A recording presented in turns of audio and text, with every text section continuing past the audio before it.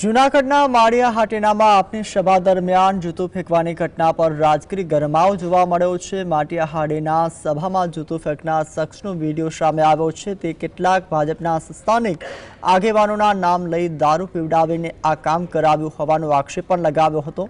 તો બીજી તરફ ગોપાલ ઇટાલિયાએ ભાજપ ડરી ગઈ એટલે કે હવે મારા પર આવો ખેલ કરવા માંગે છે તેવા આક્ષેપો પણ લગાવ્યા છે।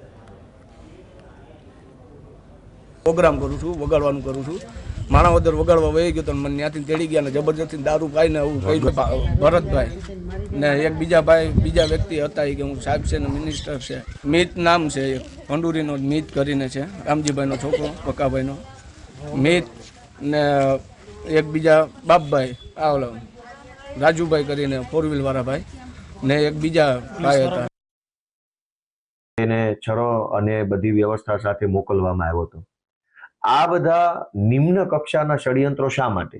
ગુજરાતમાં તો 30 વર્ષથી ભાજપની સત્તા છે, છતાં પણ 30 વર્ષ પછી પણ મારા ઉપર હુમલા કરવા પડે, મારો વિરોધ કરવો પડે, અમારી નાની એવી આમ આદમી પાર્ટીનો વિરોધ કરવો પડે, એ બતાવે છે કે ભાજપ જે છે એણે હાર હવે સ્વીકારી લીધી છે।